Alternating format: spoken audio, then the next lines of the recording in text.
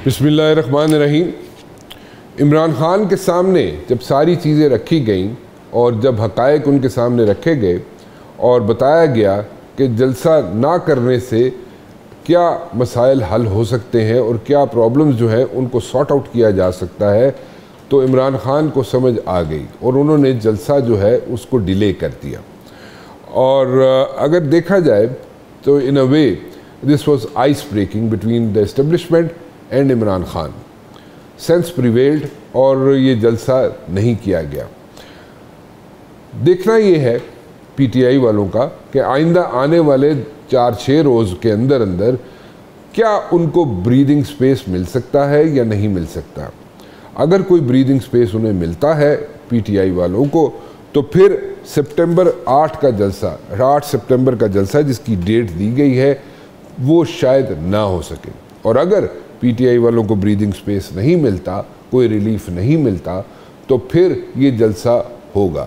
सो ये पीटीआई की सोच है। पीटीआई वाले इस वक्त बिल्कुल कंसंट्रेट करके, ज़ीरो इन करके, फोकस करके बैठे हुए हैं कि अगले 4-6 रोज़ में उन्हें क्या स्पेस मिल सकती है। और जैसे कि मैंने पहले कहा कि अगर उन्हें स्पेस मिलती है तो फिर जलसा होगा सितंबर 8 सितंबर का। और अगर नहीं ब्रीदिंग स्पेस मिलती तो फिर वो दोबारा से रीवैम्प करके अपनी स्ट्रेटजी दोबारा से एक जलसा करने जाएंगे और इस्लामाबाद में जलसा 8 फरवरी को होगा। नाउ मौलाना फजल रहमान साहब की अगर मैं बात करूं तो मौलाना फजल रहमान साहब का देखा जाए तो उन्होंने जनाब एक फ़ैसला कर लिया है कि जनाब एक सोलो फ्लाइट लेंगे। ये किसकी नाकामी है? पीटीआई की नाकामी है या किसी और की? बेसिकली अगर देखा जाए तो पीटीआई वाले जो है, जो उन्होंने आइस ब्रेक की थी, मौलाना फजल रहमान साहब के साथ बैठ के नेगोशिएशंस किए थे, एक सिलसिला जारी रहा, बातचीत होती रही और उसके बाद जनाब मौलाना साहब ने ये फ़ैसला किया कि नहीं, वो किसी के साथ मिलकर नहीं निकलेंगे सड़कों पे। अगर उन्हें सड़कों पर निकलना पड़ा वो ख़ुद निकलेंगे और एक सोलो फ्लाइट लेंगे। इसमें ज़्यादातर नुकसान अगर देखा जाए तो पीटीआई का है और कम नुकसान जो देखा जाए, उसको गेज किया जाए तो कम नुकसान है मौलाना फजल रहमान साहब का, लेकिन ज़्यादातर नुकसान जो है वो पीटीआई वालों का है। इसलिए कि पीटीआई वाले प्रॉबली मौलाना साहब को कन्विंस नहीं कर सके कि वो जनाब क्या करना चाहते हैं और किस तरीके से चीज़ों को लेके आगे चलना चाहते हैं। अब सोलो फ्लाइट की अगर बात की जाए तो हमने देखा कि जमात इस्लामी ने भी सोलो फ्लाइट ली। एक कंसर्न था उनका, जो इश्यूज़ थे वो बिल्कुल ठीक थे, जमात इस्लामी के लोगों के इश्यूज़ थे और वो बिल्कुल लोग इस जो बिजली का इशू है या और उनके आईपीपीज़ के इश्यूज़ हैं उनको लेके सामने आए जमात इस्लामी वाले। लेकिन जब उठे तो हासिल वसूल कुछ नहीं हुआ जमात इस्लामी का। क्यों? कि वो सोलो फ्लाइट ले रहे थे।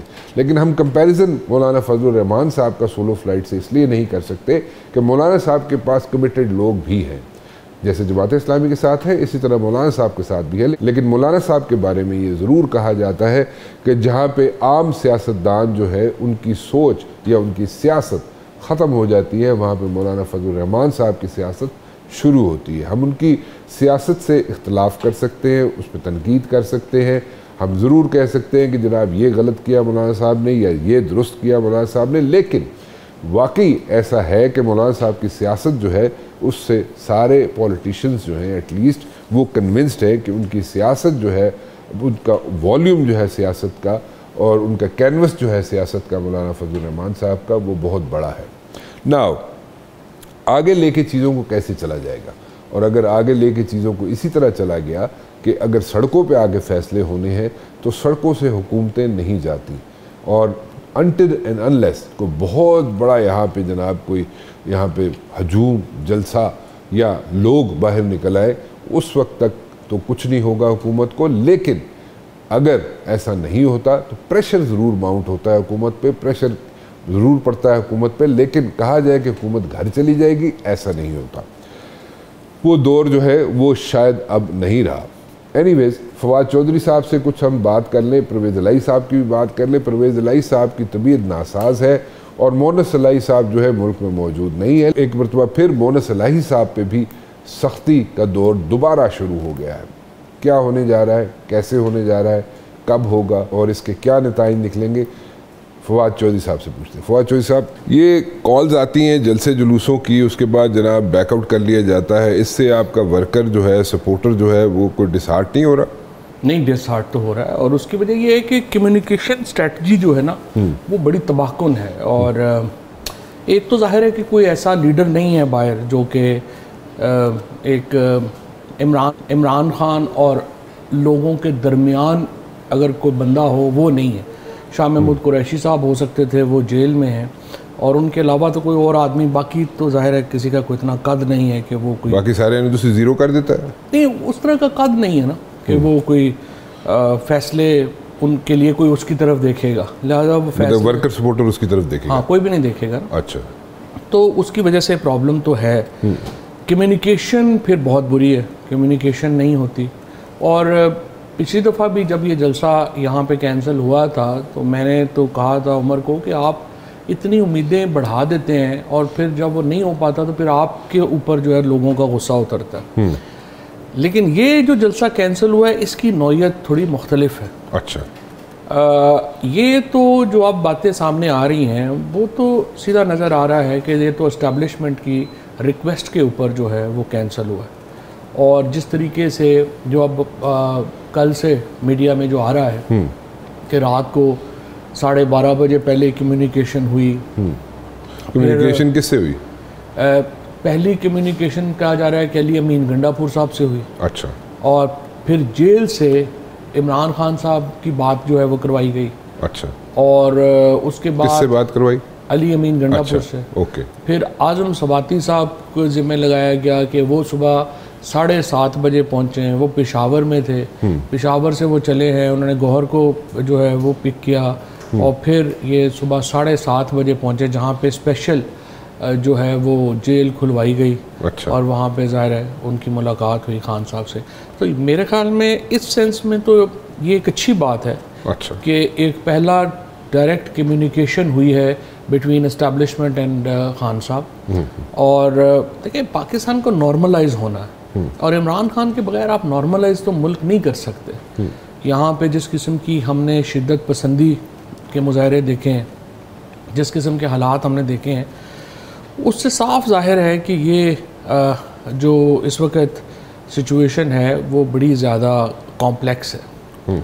और इसलिए बहुत अहम है कि इसको जो है वो इमरान खान को इंक्लूड किया जाए सारे मामलात में और चीज़ों को ज़रा स्मूथ किया जाए। उस हवाले से मैं समझता हूँ कि इस्टेब्लिशमेंट ने जो राब्ता अगर किया है, जो अपरेंटली लग रहा है, it should be taken positively. It should be taken positively. Okay, अच्छा चलिए। और जो जेस्चर इमरान खान ने फिर दिया है वो भी बहुत, इमरान खान तो एक्चुअली कोशिश कर रहे हैं पिछले 4 हफ्तों से, अगर आप देखें तो इमरान खान ने तो कोशिश की है टेम्परेचर नीचे आए। अच्छा, उन्होंने पहले कहा कि मैं अपना नुमाइंदा मुकर्रर कर देता हूँ, फौज अपना नुमाइंदा मुकर्रर कर दे। फिर उन्होंने कहा, उमर अयूब का बयान आया कि सिपा सालार खुद को अलहदा करें और सियासी जमातें हमारे लिए आप भी वैसे ही हैं जैसे आप हम आपके लिए भी वैसे ही होने चाहिए जैसे बाकी सियासी जमातें हैं। तो कोशिश जो है वो अडियाला से तो हो रही है कि टेम्परेचर नीचे आए। अच्छा, बट आई थिंक कि ये पहला रिस्पॉन्स है जिसमें इस्टेब्लिशमेंट की तरफ से भी शायद एक और ख़तरा भी जेन्युइन था। यहाँ पे जिस तरीके से एक मुतशद्दद ग्रोह जमा हो रहे थे, तशद्दुद हो सकता था और जाने ज़ाया हो सकती थी, और इमरान खान हमेशा तशद्दुद के ख़िलाफ़ बात करते हैं। और मेरा ख्याल है उन्होंने भी जेस्चर जो है वो अच्छा दिया है इस अप्रोच के नतीजे में। So you think in the days to come इसी तरह के जेस्चर शो करेंगे इमरान खान अगर कोई भी ज़रूरत पड़ती है? इमरान खान तो कर रहे हैं, इमरान खान तो कर रहे हैं। एस्टेब्लिशमेंट की तरफ से स्टेप्स लेने की ज़रूरत है। अभी हमें उस तरह से स्टेप्स नज़र नहीं आए। अब स्टेप्स से मुराद क्या है? बंदे छोड़ दिए जाए, इमरान खान को छोड़ दिया जाए, ये एस्टेब्लिशमेंट करे ना? चले, अगर छोड़ना नहीं भी है और आप समझते हैं कि वो बड़ी ज़्यादा हो जाएगा, कम से कम आप एक क्लास में तो शिफ्ट करें ना। As a former prime minister Imran Khan का हक है कि वो एक क्लास जेल में उनको दी जाए, उनकी मुलाकातों के ऊपर गैर ज़रूरी पाबंदियाँ ना हों। मुलाकातें तो हर जुमेरात को नहीं होती। नहीं, जुमेरात को तो होती हैं, लेकिन वो 10 मिनट की और अंडर सुपरविजन होती है और बड़े बुरे हालात में होती है। तो उनको फैसिलिटेट किया जाना चाहिए। जैसे नवाज शरीफ साहब थे, वो नवाज शरीफ साहब की तो रोज़ मुलाकातें होती थी, रात तक बैठे रहते थे लोग। तो उसी तरह से इमरान खान की मुलाकातें अलाउ होनी चाहिए, उन्हें एक क्लास में शिफ्ट किया जाना चाहिए। और बुशरा बेगम जो हैं उनको, बुशरा बीबी को तो खामखा जेल में रखा हुआ बगैर किसी लॉजिकल केस के, उनको रिहा करना चाहिए। तो एक माहौल इससे बेहतर हो जाएगा। पॉलिटिकल वर्कर्स जो हैं, जो अब कैद हैं, उनको साल 15-15, 16-16 महीने हो गए हैं इनको, एजाज चौधरी साहब को, महमूद रशीद को, यास्मीन राशिद को, उमर चीमा को, इनको रिलीज़ करना चाहिए। तो इससे फिर एक माहौल बन जाएगा, बेहतर हो जाएगा। अच्छा, ये जो यहाँ पे परसेप्शन बन गया है कि जितनी बाहर क़यादत है पीटीआई की इस वक्त मौजूद, उनमें से मेजॉरिटी लोग जो हैं कॉम्प्रोमाइज्ड हैं, और वो आर दे रियली कॉम्प्रोमाइज्ड?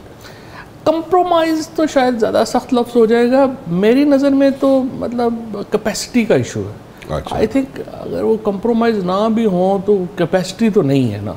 अच्छा। ज़्यादातर लोग तो काउंसलर भी नहीं बने पहले ज़िंदगी में कभी, तो वो जो है, अगर ये तो आप नए लोगों की बात करें तो पुराने तो जो सारे नहीं है ना, तो कौन है? कोई भी इनमें नहीं है सिवाय उमर अयूब के। हाँ। बाकी तो कोई आदमी ऐसा नहीं है जिसने ज़िंदगी में इलेक्शन भी लड़ा। शिबली नहीं इलेक्शन लड़ा कभी ज़िंदगी में, इलेक्शन, काउंसलर का इलेक्शन भी नहीं लड़ा, तो सेनेट में आया। उस शिबली की कोई कैपेसिटी नहीं है, उसको तो पता नहीं खान साहब ने और को बंदा नहीं था तो बना दिया, अदरवाइज शिबली तो नहीं चला सकता। सेनेटर्स को आप बुला के पूछें, वो तो सेनेट के 5 लोगों को मैनेज नहीं कर सकता। मेरा ये नहीं है कि लॉयल नहीं है खान साहब से, लॉयल है, बड़ा स्ट्रेट फॉरवर्ड आदमी है, करप्ट नहीं है, लेकिन जो उसकी कैपेसिटी तो नहीं है एक सेनेट अपना पार्टी को मैनेज, तो वो बिल्कुल भी नहीं कर सकता। शुगर का मरीज़ है, ब्लड प्रेशर है, हर वक्त उसको ब्लड प्रेशर रहता है। लगता है आप थोड़ी सी बात करेंगे उसको जो है वो मुंह से शुरू हो जाएंगे। और आपने देखे हो कभी उसके इंटरव्यूज़ आपने देखे होंगे, वो नहीं, वो उसकी मैनेजमेंट है ही नहीं, ज़ीरो है। And relying on Shibli itself you know shows कि कितना कहतुर रजाल है पार्टी के अंदर। और उमर इज़ प्रोबेबली, उमर अयूब हो गए, असद कैसर हो गए, ये अली अमीन गंडापुर हो गए, ये लोग हैं जो पॉलिटिकल एक उनकी टीम है। बट मुझे समझ ये नहीं आ रहा ना कि जो पॉलिटिकल लोग हैं पीटीआई के अंदर, उन लोगों को बिल्कुल ही मतलब फासले पे रखा हुआ है। मसलन अब ये समझ नहीं आ रही मुझे, जो भी है। देखें ना, अगर बैठे हुए अंदर इमरान खान बैठे हुए, वो तो अपनी विश लिस्ट तो देते होंगे ना कि फ़लाँ बंदे को भी बुला लें मुलाकात के लिए, ठीक है। तो वो उसमें क्या खान साहब खुद उनको टैप नहीं कर रहे, उनकी जो भी सर्विसेज हैं उनको टैप नहीं करना चाह रहे हैं, या उनको इंटेंशनली साइड लाइन किया हुआ है? नहीं, ज़्यादातर लोग जो है ना, एक तो पंजाब की लीडरशिप तो सारी जो है उसको तो हुकूमत ही नहीं मिलने दे रही। मसलन हमाद है या असलम इकबाल है, इन लोगों को तो जो है, लेकिन सवाल ये पैदा होता है कि अगर वो लोगों को लेट से इमरान खान से नहीं मिल सकते, लेकिन उनकी एक इंक्लूजन तो होनी चाहिए ना पॉलिटिक्स के अंदर, अपनी राय पॉलिसी बनाने में तो उनकी राय होनी चाहिए ना। इस तरह से जो भी है, एजाज चौधरी हैं, महमूद रशीद हैं, यास्मीन राशिद हैं, उन लोगों की पॉलिटिकल ओपिनियन तो होनी चाहिए ना। उन लोगों को, ये तजर्बाकार लोग तो यही है ना पीटीआई में, और ये सिर्फ 4-5 लोग ऊपर बैठ के पता नहीं। और इन लोगों को देखे, 9 फरवरी वो दिन था जब पीटीआई को तहरीक में होना चाहिए था, जब आपका मैंडेट आपकी आंखों के सामने चोरी हो रहा था, आपने कुछ नहीं किया। आप लियाकत चट्ठा का बयान, क्या करते? उस दिन तहरीक में जाना था ना, जब आपके एमएनए एमपीएस का मैंडेट चोरी हो रहा था। People are ready to go for, उस दिन रेडी होना था ना, उस दिन रेडी होना। उसकी वजह मुबशर के देखो ना, एमएनए एमपीए हर हल्के में वो उनकी सीटें छिन रही थी ना, तो उन्होंने अपने लिए जो है वो करना था leadership. You think that was the right time? That was the time. आप एमपीए जो जिनकी फॉर्म 47 में नतीजे बदले गए, एमएनए जिनके फॉर्म 47 में नतीजे बदले गए, एक तो उन्होंने पीटीआई और इमरान खान के लिए तो निकलना ही निकलना था, बट उनकी अपनी एक इंटरेस्ट जो था वो था ना, वो आप घर बैठे रहे। आप लियाकत चट्ठा का बयान आया, आप घर बैठे रहे। इलेक्शन कमीशन ने क्या नहीं कर दिया पीपल्स पीटीआई के साथ, किसी को परवाह नहीं है। कितनी दफ़ा कॉल दी जा चुकी है अभी तक लोगों को बाहर निकलने के लिए, और लोग नहीं निकले। देखें, टाइमिंग होती है। ठीक है, वो बात आपकी ठीक है, वो एग्रीड, ठीक है, वो होगी बात। पॉलिटिकली अगर देखा जाए तो बात आप ठीक कर रहे हैं कि दैट वाज द टाइम, लेकिन कितनी दफ़ा उसके बाद कॉल दी जा चुकी है? नहीं होता ना, बात तो देना ही नहीं चाहिए। मैंने आपको कहा जलसा जिस तरह पिछली दफ़ा था, आप देखें ना, उसके बाद मैं पिछले प्रोग्राम में भी आपको मैंने ये कहा था कि हर चीज़ की एक मैनर होता है करने का और एक टाइमिंग होती है। आप देखें, आप पीटीआई का सबसे इम्पोर्टेंट काम ये था कि ये आप अलाइंस कर पाते। अब आप देखें, इनसे अलाइंस भी नहीं हो पा रहा। मौलाना फजलुर रहमान से या हाफिज़ नईम साहब से या GDA से, उनकी भी गलती है। मतलब हाफिज़ नईम साहब जो हैं वो बड़े ज़बरदस्त आदमी हैं, उन्होंने जमात इस्लामी को बड़ा तब्दील किया है, लेकिन आप देखें कि जब उन्होंने अकेले यहाँ पे धरने की कोशिश की है तो जमात इस्लामी की तो बहुत आई वुड से कि इंसल्ट हुई है उठते हुए, और अपनी बड़ी पॉलिटिकल कैपिटल दे के उठे। What you're saying is कि सोलो फ्लाइट नहीं ली जा सकती। सोलो फ्लाइट नहीं ली जा सकती, वो पार्टियां भी नहीं ले सकती, PTI भी नहीं ले सकती। लेकिन मौलाना साहब तो सोलो फ्लाइट लेने के लिए तैयार है। बहुत बड़ी गलती होगी, मौलाना की गलती होगी। अच्छा, पहले तो बात यह है ना कि बड़ी जो चीज़ें थी अफगानिस्तान के ऊपर, मौलाना की और PTI की पॉलिसी एक जैसी है, इलेक्शन रिगिंग के ऊपर मौक़िफ़ जो है वो एक जैसा है, उसके बाद आपका जो मौजूदा हुकूमत है उसकी लेजिटिमेसी के ऊपर आपका मौक़िफ़ जो है वो एक है।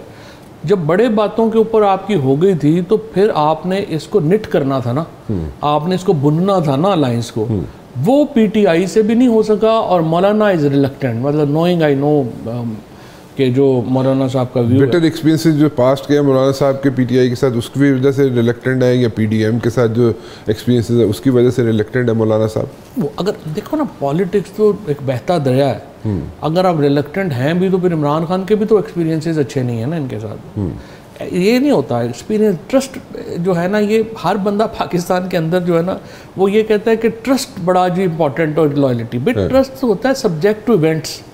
आपने इवेंट्स जब बनाने हैं तो फिर आप उसके बाद जो है वो आपका ट्रस्ट डेवलप होगा। ये कोई रिश्ता तो नहीं लैंड जा रहे ना कि पहले अपना जनाब पहला ख़ानदान देख लिए, ठीक है, ये सबको पता है PTI क्या है, सबको पता है JUI क्या है, उनके अपने पॉलिटिकल इंटरेस्ट हैं, आपके अपने पॉलिटिकल इंटरेस्ट हैं। ये वर्कआउट क्यों नहीं हुआ रिलेशनशिप में? एक ब्रेक ले लूँ, ब्रेक के बाद वापस आता हूँ। तो मौलाना साहब का और PTI का जो रिलेशनशिप है बड़ा अच्छा आइस ब्रेकिंग हुई, ये हुआ, मुलाकात हुई, असद कैसे साहब गए और भी चलती रही, एक सिलसिला जारी रहा, लेकिन उसके बाद कोई गल किधरे नुकरे लगी नहीं किधरे। सो क्यों नहीं लगी मैं पूछना बता दूँ, एक ब्रेक ले लो। फवाद चौधरी साहब, ब्रेक पे जाने से पहले मैं आपसे पूछ रहा था कि मौलाना फजलुर रहमान साहब हो या PTI हो या इमरान खान साहब हो, ये जो बातचीत का सिलसिला एक शुरू हुआ था, असद कैसर साहब गए, दुआ की, उसके बाद जनाब सारा सिलसिला चलता रहा, मुलाकातें होती रहीं, कभी कहा जाता था जनाब के 14-15 साल के बिटर एक्सपीरियंसेस हैं वो सॉर्ट आउट हो जाएंगे, कभी कहा जाता था नहीं होंगे, बट अल्टीमेटली नहीं हुई गल। मौलाना साहब अल्टीमेट स्टेटमेंट लेके बाहर आ गए और उन्होंने कहा जनाब कि नहीं, मैं सोलो फ्लाइट ही लूँगा। और एक बात ज़रा जहन में ज़रूर रखें, हम क्रिटिसाइज़ करते हैं मौलाना साहब को, मौलाना साहब की सियासत पे भी हम कभी कभी ज़रूर उस पर नुक्ताचीनी करते हैं, लेकिन लोगों का कहना ये है, सियासतदानों का कहना ये है कि मौलाना साहब की सियासत वहाँ से शुरू होती है जहाँ पे आम सियासतदानों की सियासत ख़त्म हो जाती है। तो फिर उन्होंने सोलो फ्लाइट का ये सारा जो डिसीजन लिया मौलाना साहब ने, क्यों लिया? खैर, मौलाना की सियासत को इतनी कामयाब सियासत तो नहीं रही। अच्छा। सब एक दफ़ा मुशर्रफ साहब के दौर में जब MMA को KP मिल गया, वो उस पर भी बिल्ड नहीं कर सके। और एक्चुअली अगर आप देखें तो जमीयत उलमा इस्लाम ने तो नुकसान ही किया। इतनी मेहनत करके उन्होंने PTI की हुकूमत को घर भेजा और वापसी पे उन्हें जो है वो क्या मिला, ठिंगा मिला। तो इसी तरह से आप पहले भी देख लें, बलूचिस्तान में वो बड़ी पावर थे, बलूचिस्तान में अब वो ख़त्म, उनके वाले साहब ज़ाहिर बलूचिस्तान के चीफ मिनिस्टर थे मुफ्ती महमूद साहब, तो वो आई थिंक कि उतना वो तो नहीं मेरे ख्याल में सही कि उन्होंने बड़ी अच्छी सियासत की है। सियासत तो उन्होंने अच्छी नहीं की। हाँ, अच्छा। मौलाना ख़ुद अक्लमंद आदमी है, वाइज आदमी है, बड़ी अच्छी बातें करते हैं, लेकिन देखिए अभी भी जो एक इशू ज़रूर है कि उनको अभी कन्फ्यूजन है कि हमने करना क्या है। इतनी ज़्यादा बिटरनेस एक PTI से क्रिएट हो गई थी कि वो समझते हैं कि इसको फौरी तौर के ऊपर शायद इधर जाना भी मुमकिन नहीं है। और देखिए फेलियर ये है PTI का कि PTI में चूँकि लोग नहीं हैं, असद कैसर साहब के अलावा बाकी कोई इतने पोलिटिकल लोग नहीं थे, वो कार्व आउट नहीं कर सके कि मौलाना को कहना क्या। अच्छा, देखिए ना, आपने प्रॉपर तरीके से कम्युनिकेट नहीं कर सके। आप NGO तो नहीं ना चला रहे, पॉलिटिकल पार्टी चला रहे हैं। पॉलिटिकल पार्टी में तो आपने को लेन देन करना है ना। मिसाल के तौर के ऊपर, मतलब मेरी जो था मेरा PTI में, मैंने उसे कहा आप पब्लिक अकाउंट कमेटी क्यों नहीं दे रहे मौलाना को? आपने रख के क्या करनी है, चटना है तुझे तो वैसे नहीं देनी गवर्नमेंट ने, आप मौलाना को दे दें। और कहें जी नूर आलम के अलावा, मैंने 3-4 लोगों को कहा। अच्छा। मैंने कहा कि पब्लिक अकाउंट कमेटी में आप जो है वो आप ना लें, आप उनको कहें कि नूर आलम को नहीं हमें मंजूर, उसके अलावा आप जिस मर्जी को बना दें, हम आपके साथ हैं, तो एक हो जाता। फिर केपी में आप जो है आपने रिलेशनशिप, आपके गुलाम अली साहब हैं, दुरानी साहब हैं, उन लोगों को जो है वो आप मिलें, पूछें कि क्या करना है। एक देखिए पॉलिटिक्स पे बहुत सारी चीज़ें तो पीआर ही है ना, आपने मिलना है, बताना है क्या है क्या नहीं। एक तो इनमें से लोग शायद एक दूसरे को बहुत जानते भी नहीं है कि क्या है क्या नहीं, क्योंकि जानते हों तो फिर दरवाजे खुलते हैं, अगर आप जानते नहीं हो तो फिर दरवाज़ा खुलना भी मुश्किल हो जाता है। तो उसकी वजह से इनसे आई थिंक ये निट नहीं कर सके, बुन नहीं सके था, और बड़ा नुकसान है इसका। अपोजिशन इसमें JUI को भी बड़ा नुकसान है, जमात इस्लामी को भी बड़ा नुकसान है, GDO को भी बड़ा नुकसान है, और PTI को बहुत बड़ा नुकसान है। अच्छा, मतलब ये इत्तेहाद जो नहीं हुआ उससे PTI को सबसे ज़्यादा नुकसान, बहुत नुकसान हुआ। परवेज़ इलाही साहब क्या कर रहे हैं आजकल, उनकी सेहत ठीक है?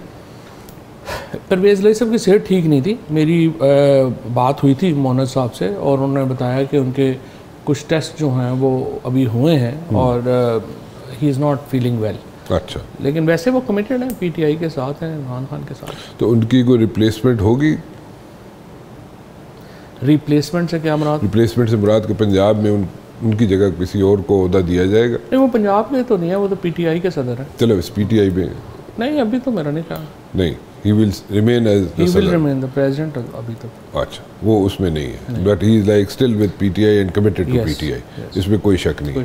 ठीक। मोहन इलाही साहब का बड़ा आजकल उन पे जरा सख्ती आई हुई है, बहुत ज़्यादा शुरू से ही आई हुई है, वो तो इसीलिए तो बाहर है। और बहुत सारे लोग जो हैं उन्होंने आई थिंक परवेज़ इलाही और मोहन इलाही साहब ने बड़ा सफ़र किया है PTI का साथ देने के ऊपर,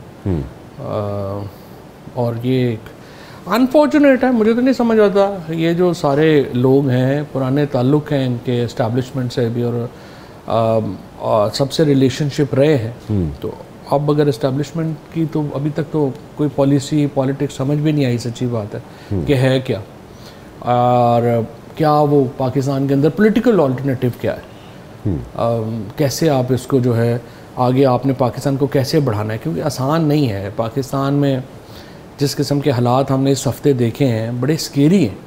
एक तरफ जो है वो शिद्दत पसंद ग्रोह आ जाएं और वो चीफ जस्टिस पाकिस्तान को जो है वो इस तरह से ब्लैकमेल हों, जुडिशरी जो है उसको इस तरह से धमकी दे के फैसले कराए जाएं, फिर रियासत तो नहीं रह जाती। तो पाकिस्तान में तो एक बहुत बड़ी इस वक्त एक यूनिटी की ज़रूरत है कि आप कैसे इस तूफ़ान के आगे बंद बांधेंगे। Do you see मौलाना साहब coming out on the streets in the days to come? या he will like stay back? क्योंकि उनकी अक्सर औकात बयान ऐसे आते हैं कि जिसमें वो कहते हैं कि एस्टेब्लिशमेंट जो है उसे गिले शिकवे ज़रूर हैं, लेकिन इस वक्त टाइम नहीं है गलियों सड़कों। मौलाना साहब का भी अभी जो है ना वो पॉलिटिक्स, पहले तो क्लैरिटी थी, लेकिन अब 1-2 हफ्ते से कुछ क्लैरिटी नहीं है। क्लैरिटी जो है वो अब ग्रे में जा रही है। अच्छा, अभी हमने जो इम्पोर्टेंट इवेंट आ रहा है आगे, वो इवेंट है ये जो लेजिस्लेशन ला रहे हैं जुडिशरी के ऊपर।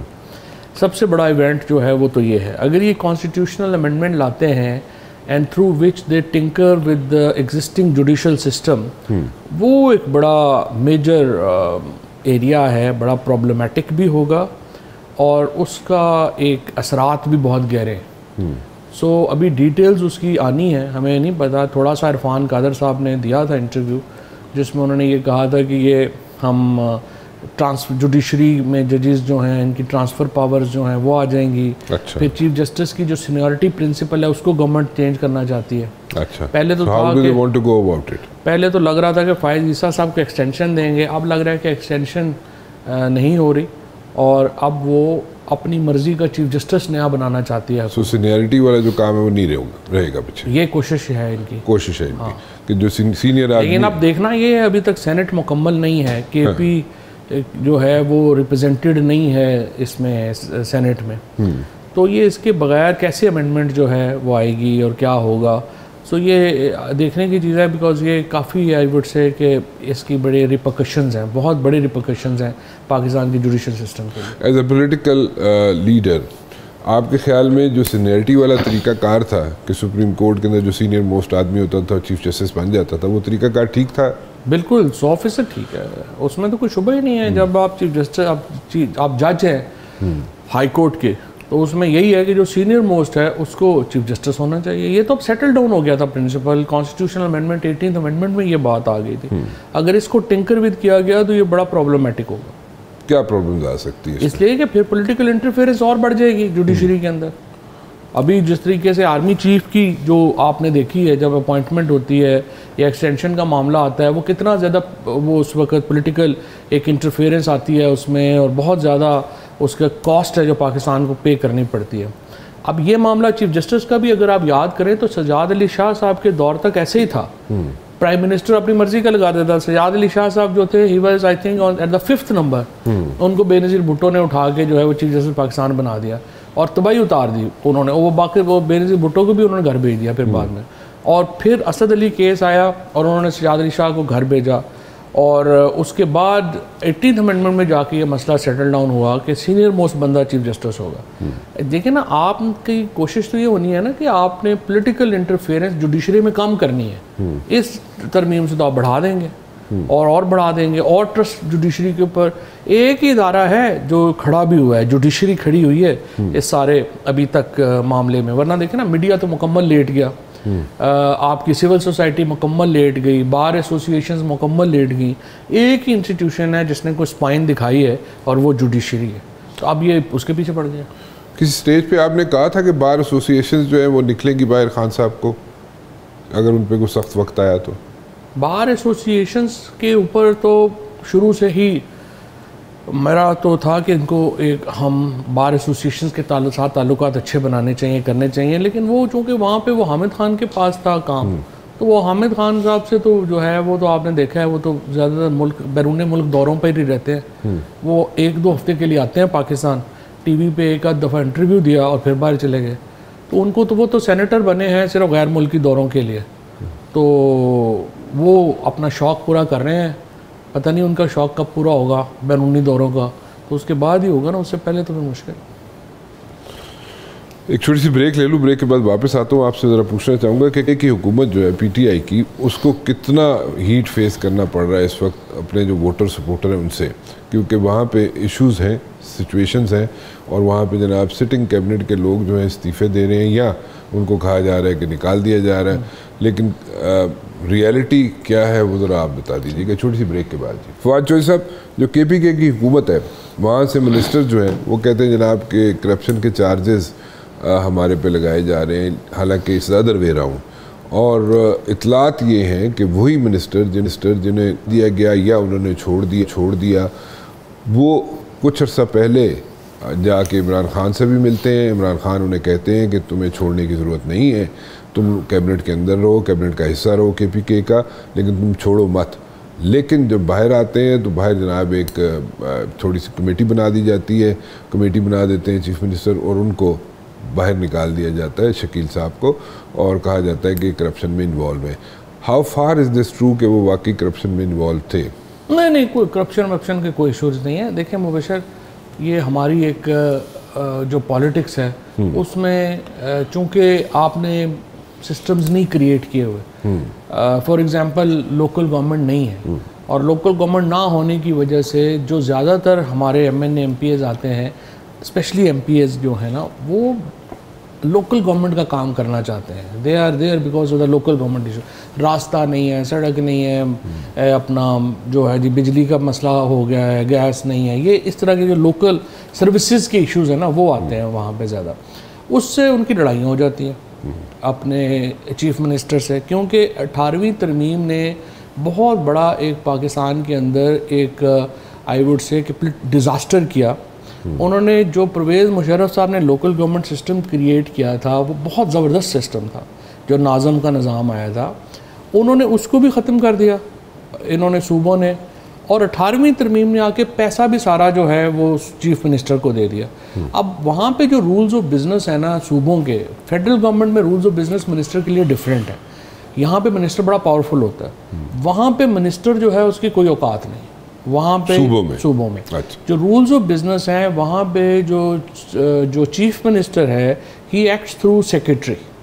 अच्छा, जब वो सेक्रेटरीज के साथ डायरेक्ट होता है तो वो मिनिस्टर को पूछता ही कोई नहीं है, और ये वहाँ पे जो सूबाई मिनिस्टर्स हैं वो कोई भी कभी भी चीफ मिनिस्टर से खुश नहीं होता, because chief minister directly interact with their secretaries. कोई एक दो को पावरफुल मिनिस्टर हो जिसका वो ज़ाती ताल्लुक हो चीफ मिनिस्टर से, बोला था बात है सिस्टम में, अदरवाइज जो है ना वो कोई जान नहीं है। ठीक। अब ये सारे झगड़े एक पेरिनियल हैं हमारे सारे सूबों में।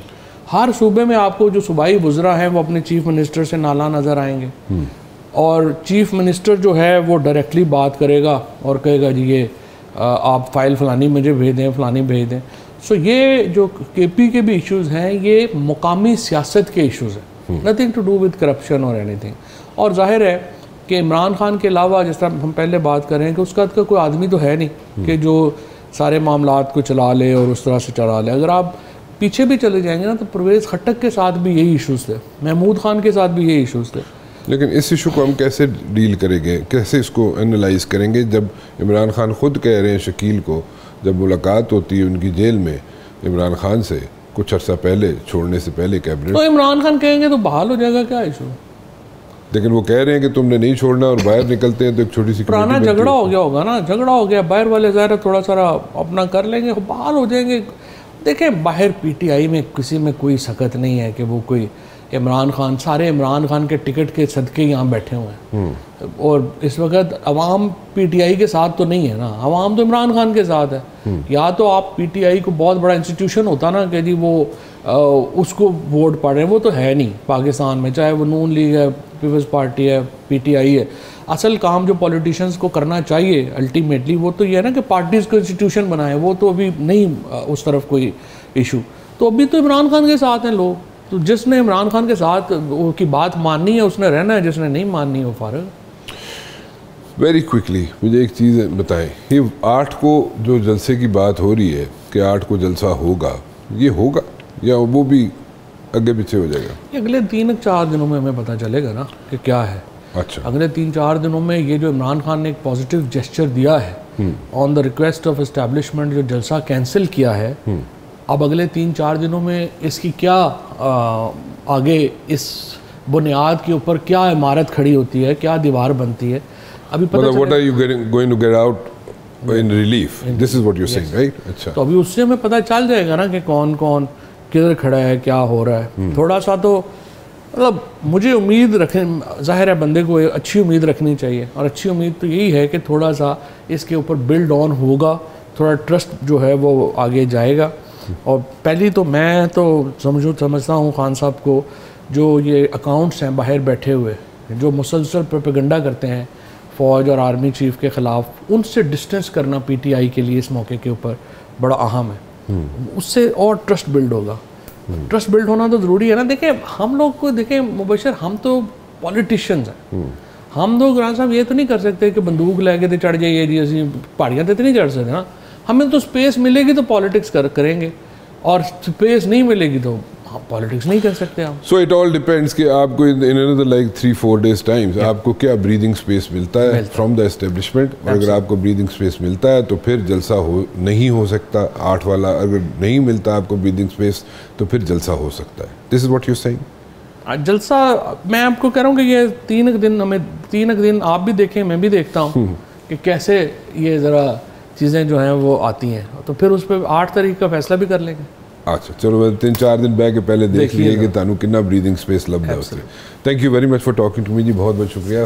फवाद चौधरी साहब मेरे साथ मौजूद थे, और कुछ सवाल आप लोगों ने भी भेजे थे, कुछ सवाल मेरे पास भी थे, मैंने उनके सामने टॉस कर दिए, और मेरे ख्याल में इससे ज़्यादा क्लैरिटी से कोई नहीं बता सकेगा। उन्होंने बड़ी क्लैरिटी से कई सवालात जो हैं उनका जवाब दे दिया। फ़िलहाल राना मुबशर को इजाज़त दीजिए, कल 7 बजे फिर हाजिर हूँगा। टिल देन अल्लाह हाफ़िज़।